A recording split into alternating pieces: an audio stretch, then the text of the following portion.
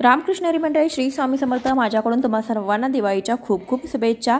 आजच्या व्हिडिओमध्ये आपण लक्ष्मीपूजन जे केलेलं आहे तर ते लक्ष्मीपूजन जसं आपण विधीपूर्वक व्यवस्थितरित्या करतो, मोठ्या उत्साहाने करतो, तसेच त्याची उत्तर पूजा जी आहे तर ती देखील योग्य पद्धतीने करावी, तरच त्या पूजेचं संपूर्ण फळ आपल्याला मिळत असतं।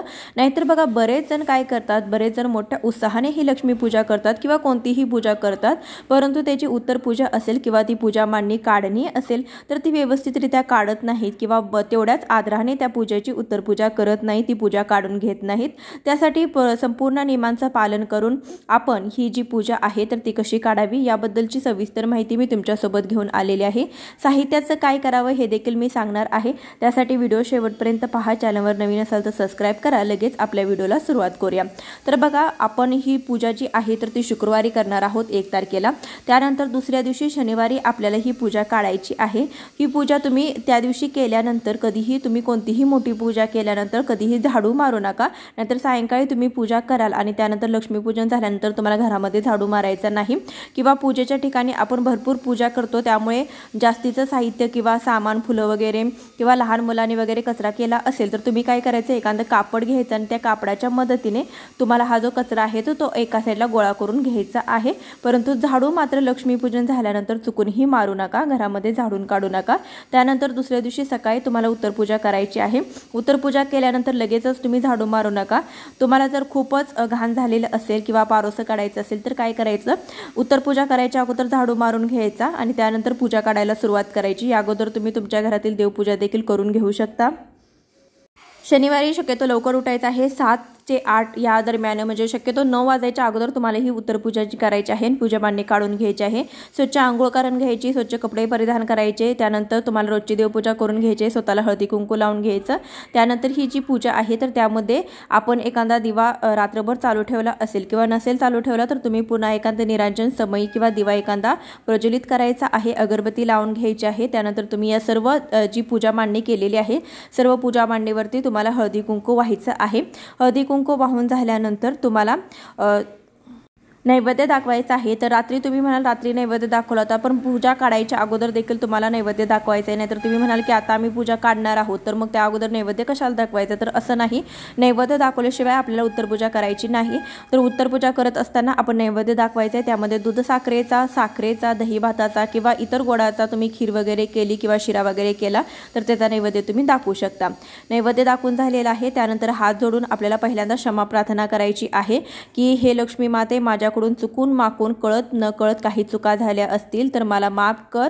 आणि त्यानंतर आपल्याला देवीकडे प्रार्थना करायची आहे की हे लक्ष्मी माते, तू माझ्या घरामध्ये अखंड वास कर, माझ्या घरामध्ये सुख शांती समाधान असंच कायम टिकून राहू दे, माझ्या घराची उत्तरोत्तर प्रगती होऊ दे, अशी आपण प्रार्थना करायची आहे।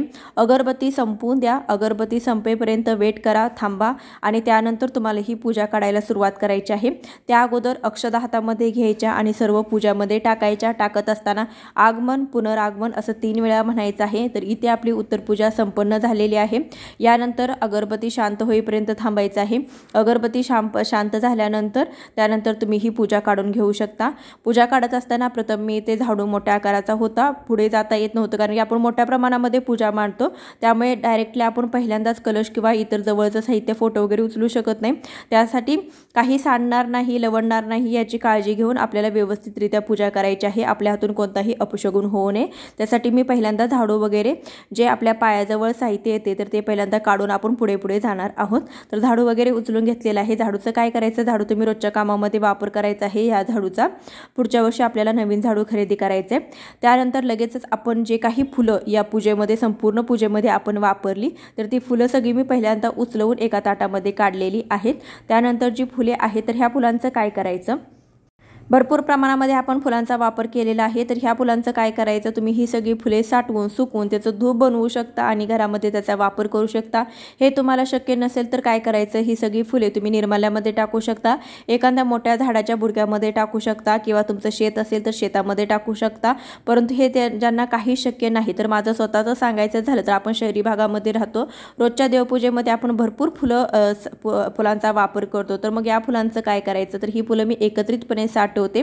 एखाद्या मोठ्या मातीच्या भांडीमध्ये, मातीच्या कुंडीमध्ये ही सगळी फुले ठेवायची आणि रोजची जी काही निघतील तेवढी फुले ठेवायची, त्यावरती थोडीशी माती टाकायची, पुन्हा फुले साठवायची, पुन्हा माती टाकायची। असं जर केलं तर ती फुलं कुजली जातात आणि त्याचं कंपोस्ट खत बनलं जातं। अशा प्रकारे केलं तरी देखील चालेल, म्हणजे ते फुलेही वाया जाणार नाहीत।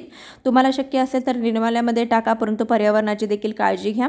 एखाद्या मोठ्या झाडाच्या बुडक्यामध्ये देखील टाकू शकता। जे काही दिवे तुम्ही वापरलेले आहेत, मातीच्या पंत्या वापरलेल्या आहेत, समया वगैरे वापरलेल्या असतील तर ते काढून तुम्ही स्वच्छ करून तुम्ही जागच्या जागी ठेवू शकता। जे तुम्ही मातीचे दिवे वापरलेले आहेत ते देखील गरम पाण्याने स्वच्छ धुवून घ्यायचे आहे, ते पुन्हा तुम्ही वापरू शकता। त्यानंतर नैवेद्यामध्ये आपण जे काही ठेवलेलं होतं तर बघा, रात्रभर मुंग्या वगैरे लागू शकतात किंवा आपण भरपूर जेव्हा साहित्य ठेवतो तर त्यामध्ये एखादी पाली किंवा कीटक देखील ते खाऊ शकतात। त्यासाठी रात्रीच तुम्ही नैवेद्य जर आहे तो तुम्ही सगळ्यांनी ग्रहण करायचा आहे आणि ज्या वस्तू जर खाण्याच्या संबंधित आहे, ज्या तुम्हाला पुन्हा वापरायच्या आहेत, अशा वस्तू तुम्ही तिथेच झाकून ठेवा किंवा रात्रीच तुम्ही त्या वस्तू काढून ज्या नैवेद्यामध्ये ठेवलेल्या आहेत त्या काढून तुम्ही ठेवल्या आणि किंवा खाल्ल्या किंवा खाण्याच्या वस्तू काढून ठेवल्या तरी देखील चालेल, कारण की रात्री कीटक वगैरे येतात। एखादा नैवेद्य मात्र माता लक्ष्मी समोर ठेवायचा आहे आणि जो नैवेद्य तुम्ही रात्रभर लक्ष्मी समोर ठेवलेला आहे तो नैवेद्य तुम्ही गायला खाऊ घालू शकता। जे काही तुम्ही लाह्या बत्तासे वापरलेले आहे तुम्ही घरामध्ये ग्रहण करू शकता। लहान मुलांना देखील बत्तासे खूप आवडतात, तर त्यांना देखील तुम्ही हे बत्तासे देऊ शकता। त्यानंतर आपण जे काही धान्य आपण या पूजेमध्ये मांडलेलं आहे ते धान्य आपण आपल्या धान्यामध्ये मिसळायचं आहे। असे केल्याने घरामध्ये धनधान्याची कधीही कमतरता भासत नाही, घरामध्ये उत्तरोत्तर आपल्या धान्याची प्रगती होत असते, घराची प्रगती होत असते। त्यासाठी आपल्या धान्यामध्ये हे धान्य मिसळायचं आहे। जे मीठ आपण वापरलं ते तुम्ही रोजच्या वापरामध्ये मीठ घेऊ शकता। त्यानंतर जे आपण धने पूजेमध्ये ठेवलेले होते त्यातले चिमूटभर धने तुम्ही लाल वस्त्रामध्ये गुंडाळून तिजोरीमध्ये ठेवू शकता। या पूजेमध्ये आपण जे काही अक्षता म्हणजे जे काही तांदूळ आपण वापरलेले आहे तर त्यामधला थोडासा भाग पक्ष्यांना खाऊ घालायचा। उरलेले जे तांदूळ आहे तर ते व्यवस्थित असतील तर तुम्ही घरामध्ये त्याचा भात करून किंवा रोजच्या वापरामध्ये भात करण्यासाठी ते तांदूळ तुम्ही वापरू शकता। परंतु या पूजेमध्ये वापरलेले तांदूळ, या तांदळांचा अपमान करायचा नाही। सर्व तांदूळ आपल्याला व्यवस्थितपणे रित्या आपल्याला ते गोळा करून घ्यायचे आहे। त्यानंतर तुम्ही ते पाकडून घेऊ शकता। एखाद्या ताटामध्ये प्लेटमध्ये काढून घ्या, त्यानंतर ते स्वच्छ पाकडून घ्या, कारण की कुंकू वगैरे त्यामध्ये असतं आणि आजकालच्या कुंकूमध्ये भरपूर भेसळ असते, केमिकल युक्त असतं, त्यामुळे ते खाण्यास योग्य नाही। त्यासाठी तुम्ही व्यवस्थित पाकडून घ्या आणि पाकडून घेतल्यानंतर तांदूळ ते 3 ते 4 वेळा तुम्ही स्वच्छ धुवून त्याचा भात करून तुम्ही रोजच्या वापरामध्ये हे तांदूळ वापरू शकता। यानंतर जे विड्याचं साहित्य घेतलं ते तुम्ही पुन्हा वापरू शकता। कापसाचं वस्त्र असेल किंवा विड्याची पानं असतील तर ते तुम्ही निर्माल्यामध्ये टाकू शकता। जे काही तुम्ही या पूजेमध्ये श्रीयंत्र वापरलेलं असेल, देवी देवतांच्या मूर्ती वापरलेल्या असतील तर त्या जागच्या जागी ठेवायच्या आहेत। किंवा काही जण काय करतात, लक्ष्मीपूजनासाठी सेपरेट ज्या मूर्त्या आहेत तर त्या मूर्त्या पूजतात आणि त्यानंतर त्या मूर्त्या तिजोरीमध्ये ठेवल्या जातात। तुमच्या देखील वेगळ्या मूर्त्या असतील किंवा तुम्ही जर चांदीचं नाणं किंवा इतर नाणी पूजेमध्ये वापरली असतील तर ते तुम्ही तिजोरीमध्ये ठेवू शकता। किंवा काही जण कुबेर स्वरूप, लक्ष्मी स्वरूप जी सुपारीची स्थापना करतात ती सुपारी देखील कुबेर आणि लक्ष्मी समजून तिजोरीमध्ये लाल कपड्यामध्ये गुंडाळून ठेवतात। तर या पूजेमध्ये वापरलेले तुम्ही धने, त्यानंतर कवड्या, त्यानंतर लक्ष्मीची मूर्ती किंवा काही सुपाऱ्या कुबेर स्वरूप ह्या सगळ्या वस्तू तुम्ही गोळा करून लाल कपड्यामध्ये गुंडाळून तिजोरीमध्ये ठेवलं तरी देखील धनप्राप्तीचे मार्ग जे असतात तर ते मोकळे होतात असं देखील म्हटलं जातं। तुमच्या रोजच्या पूजेमधील कवड्या वगैरे असतील तर तो तुम्ही रोजच्या पूजेमध्ये देवघरामध्ये ठेवू शकता। फोटो तुम्ही रोज वापरत असाल तर स्वच्छ करून रोजच्या पूजेमध्ये जागच्या जागी ठेवून द्या किंवा तुमचा फक्त पूजेसाठी हा फोटो असेल तर तुम्ही तो व्यवस्थित पॅक करून ठेवा। पुढच्या वर्षी लक्ष्मीपूजनाला तुम्ही तो वापरू शकता। यानंतर आपण जो कलश स्थापना केलेले होते त्यावरचा नारळ जो आहे तो नारळ वाढवून प्रसाद म्हणून खाल्ला तरी देखील चालेल। तर बऱ्याच ठिकाणी वाढवला जात नाही, तर त्यांनी तो नारळ आहे तर तो नारळ निर्माल्यामध्ये प्रवाहित केला किंवा वाहत्या पाण्यामध्ये प्रवाहित केला तरी देखील चालेल।